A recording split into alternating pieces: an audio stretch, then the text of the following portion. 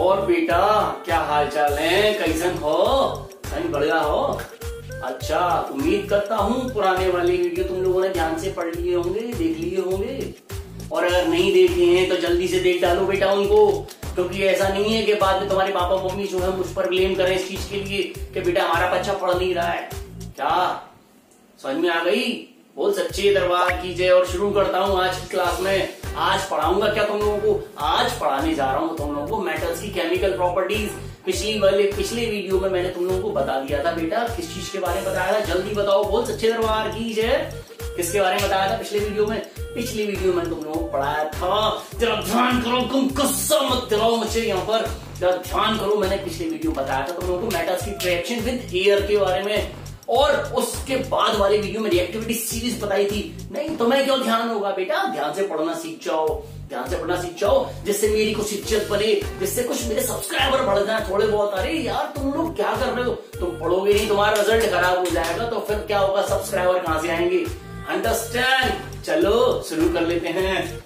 तो आज जो है मैं स्टार्ट करूंगा अगली प्रॉपर्टी किसकी? मेटल्स की। बेटा मैंने बताया था कि मेटल्स जब रिएक्शन करते हैं वाटर के साथ, H2O के साथ, वाटर ही लिख देता हूं, बताऊंगा क्यों। मेटल्स की रिएक्शन जब करेंगे हम वाटर के साथ, मेटल्स की रिएक्शन जब वाटर के साथ करूंगा बेटा, ध्यान रखना। क्या ध्यान रखना? मेटल हाइड्रोक्साइड्स बनेंगे। क्या बन जाएंगे बेटा? मेटल हाइड्रोक्साइड्स बनेंगे। मेटल हाइड्रोक्साइड और साथ में बनेगी हाइड्रोजन गैस। क्या बनेगी? Hydrogen gas. जब भी मेटल वाटर के संग में रिएक्शन करता है ना, हमेशा मेटल हाइड्रोक्साइड बनेगा और हाइड्रोजन गैस बनेगी संग में। लेकिन एक बात ध्यान रखना, अगर मेटल ने रिएक्शन करी स्टीम के साथ, तो भूल जाओ, हाइड्रोक्साइड नहीं बनेगा, बिल्कुल नहीं बनेगा। क्या बनेगा फिर? उस केस में बनेगा मेटल ऑक्साइड। क्या बनेगा? मेटल ऑक्साइड और हाइड्रोजन बनेगी।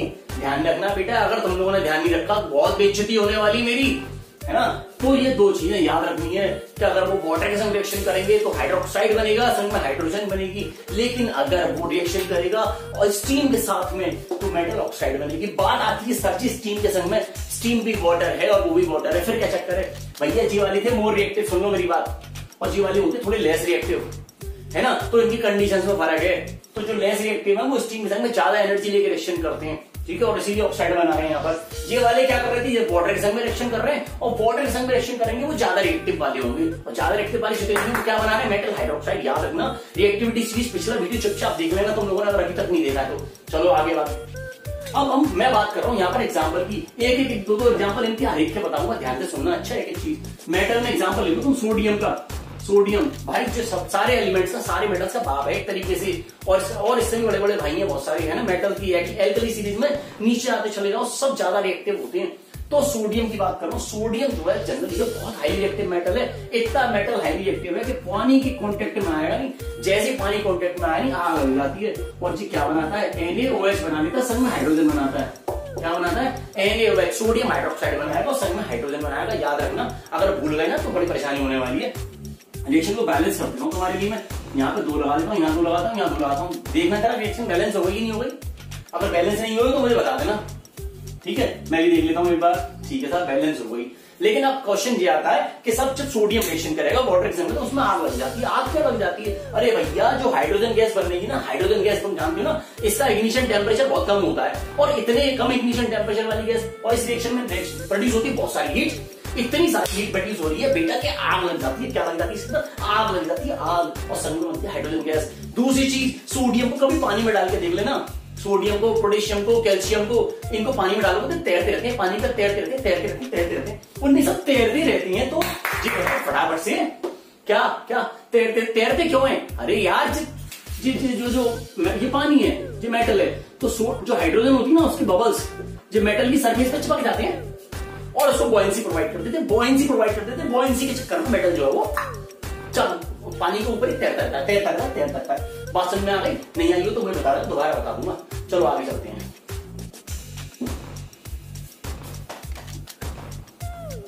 एक एग्जांपल और ले लेते हैं। एक एग्जांपल है, सपोज ले लिया मैंने, अब तुम लोगों के संग में कैल्शियम ले लेता हूं। कैल्शियम रिएक्शन मैंने वाटर में कराई, क्या बनेगा? कैल्शियम हाइड्रोक्साइड बनेगा, संग में बनेगी क्या?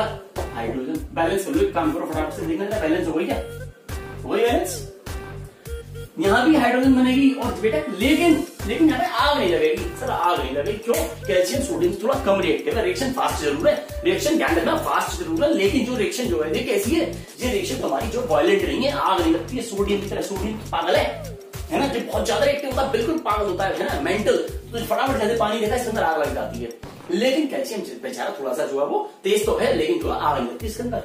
चलो साहब जी, क्यों? क्योंकि कैल्शियम जो कम रिएक्टिव और सोडियम थोड़ा ज्यादा रिएक्टिव है। एक और ले लो यार, हम मैग्नीशियम की बात कर लेते हैं। मैग्नीशियम जो है एक ऐसा एलिमेंट है, मेटल है, दोनों जो स्टीम के संग रिएक्शन करेगा, वाटर के संग रिएक्शन करेगा, स्टीम के संग भी करेगा और वाटर के संग भी करेगा। ध्यान रखना, अगर जो वाटर के संग करेगा, वाटर ध्यान रखना हॉट होगा, वाटर कैसे लेंगे यहाँ पर, हॉट वाटर लेंगे, हॉट गर्म वाला पानी, ठंडे पानी में रिएक्शन नहीं करेगा क्योंकि कम रिएक्टिव है भाई।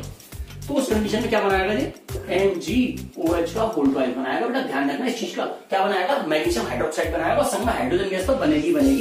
हाइड्रोजन को मत भूल जाना, कहीं पे भी लगाते हैं। हाँ, जब मेटल रिएक्शन वाटर के संग होगी तो हाइड्रोजन दिख रही, तो हाइड्रोजन तो बनेगी। चलो सर एक और, अगर ये मैग्नीशियम स्टीम के संग रिएक्शन करता, स्टीम, अरे यार स्टीम नहीं लिख रहा हूं मैं H2O ही लिखूंगा यहाँ पर, तो उस कंडीशन ध्यान रखना MgO बनेगा और संग में H2 बनेगी। देखो यहाँ पे क्या है, ऑक्साइड बन गया।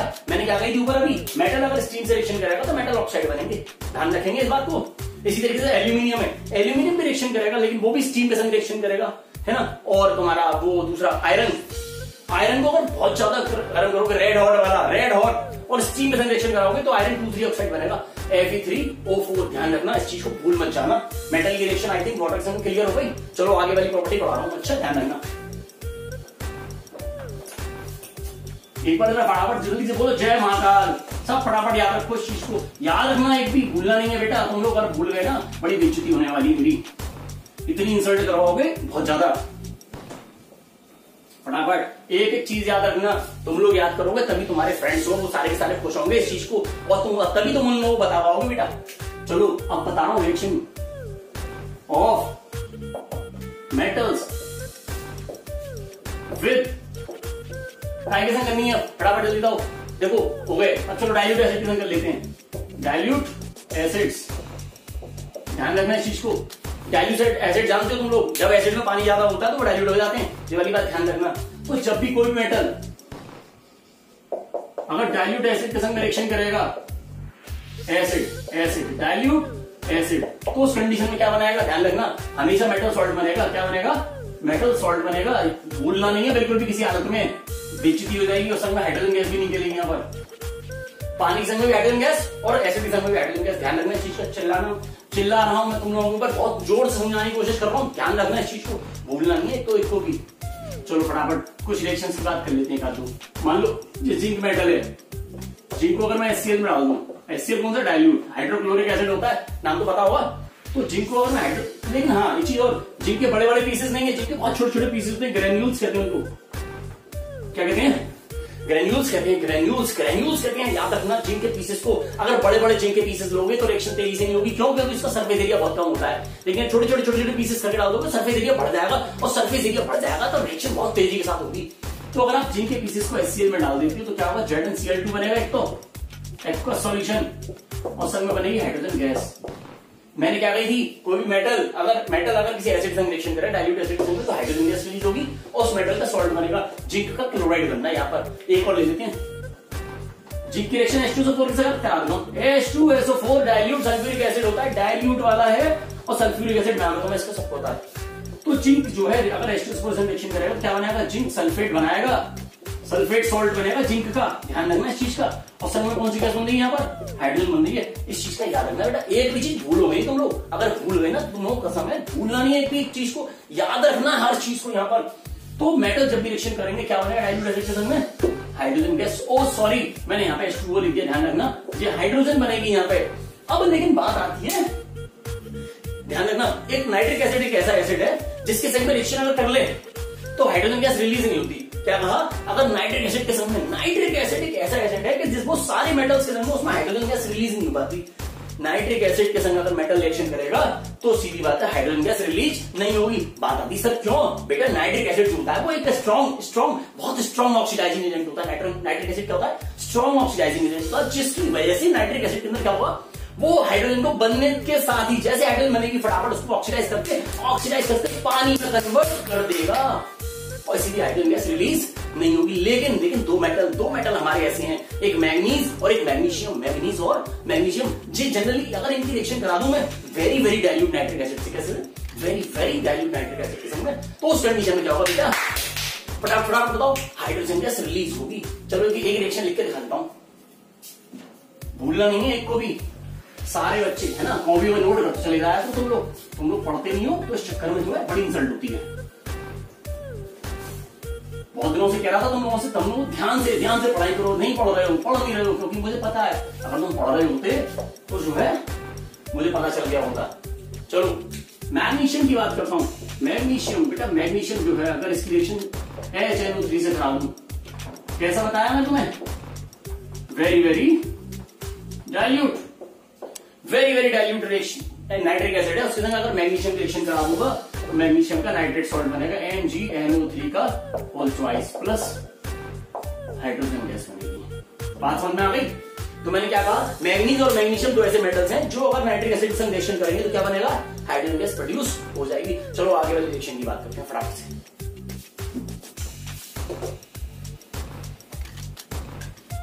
कितनी प्रॉपर्टी हो गई, ध्यान करो, कितनी, 1 2 3, हाँ हाइड्रोजन पहले ऑक्सीजन के संग में, फिर वाटर के संग में और डाइल्यूट एसिड के संग में। अब बात करेंगे मेटल की रिएक्शन सॉल्ट सॉल्यूशन के संग में। मेटल्स विद सॉल्ट सॉल्यूशन, याद रखना बेटा, सॉल्ट सॉल्यूशन जैसे कॉपर का सॉल्यूशन कौन सा है, कॉपर सल्फेट है ना, सिल्वर का कौन सा, सिल्वर नाइट्रेट। ऐसे करके जो भी सॉल्ट है उसके किसी भी एक मेटल के सॉल्ट के अंदर दूसरे मेटल को डाल देंगे।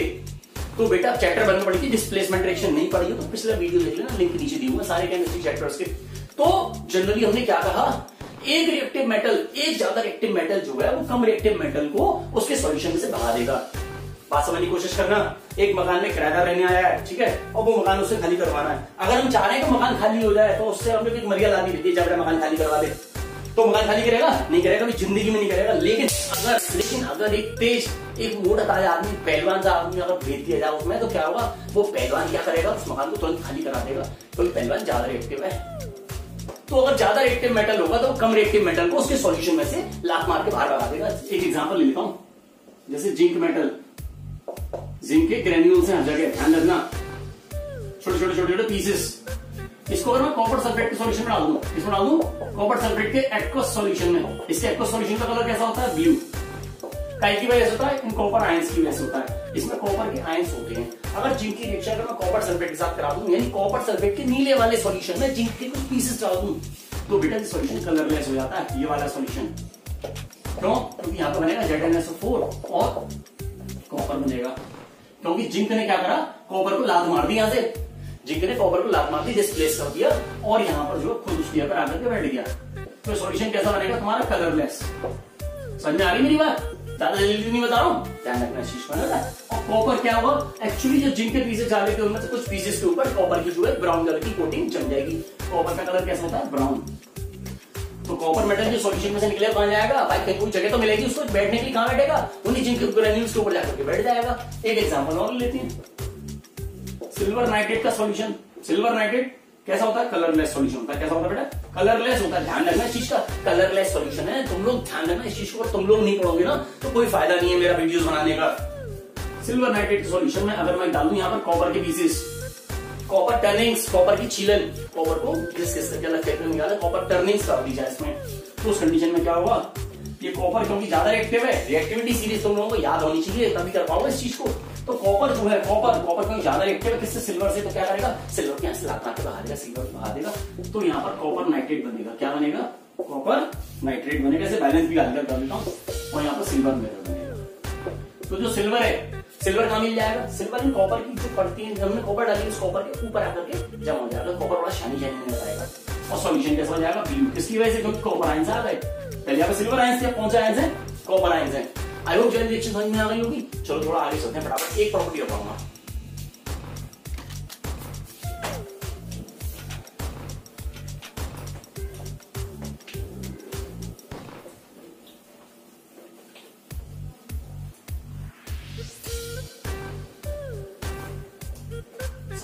समझ में आ जाना तो फटाफट इस वीडियो को लाइक और शेयर मार देना। अगर तुम लोगों ने लाइक शेयर नहीं करा ना वो अपने दोस्तों से कहते ना सब्सक्राइब कर दें। फटाफट लो। अब हम बात करेंगे reaction of metals. Reaction of metals with chlorine. अरे क्लोरीन क्या है? क्लोरीन कुछ भी नहीं है। क्लोरीन के संग में मेटल रिएक्शन करें, मेटल क्लोराइड बनाने का बहुत सरल है। क्या कही मैंने? मेटल जो है अगर क्लोरीन के संग रिएक्शन करेगा तो क्या बनाएगा बेटा? मेटल क्लोराइड बनाएगा। बहुत आसान चीज है, ध्यान रखना इस चीज को, बहुत आसान चीज है, इसमें कुछ भी डिफिकल्ट नहीं है। एक मेटल ले लो, चलो कोई सा भी, सोडियम ले लेता हूं, मेरा बड़ा मन करता है सोडियम। भाई बेशक शैतान है, बहुत शैतान है, नहीं लेकिन है बहुत प्यारा है ना। एक मिनट में सोडियम की रिएक्शन अगर मैं क्लोरीन से कराऊंगा तो क्या बनेगा बेटा? NaCl बनेगा, सोडियम का क्लोराइड। ये क्या है? मेटल क्लोराइड है, इसको सोडियम क्लोराइड कहते हैं। तो मेटल कौन सा? सोडियम।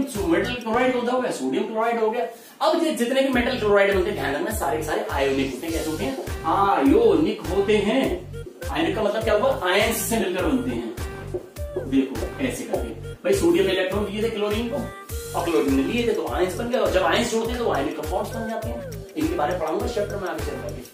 तो मेटल क्लोराइड जितने भी होंगे कैसे बनेंगे? आयनिक होंगे। एक एग्जांपल और बता देता हूं, मैग्नीशियम की रिएक्शन क्लोरीन के साथ क्या बनेगा?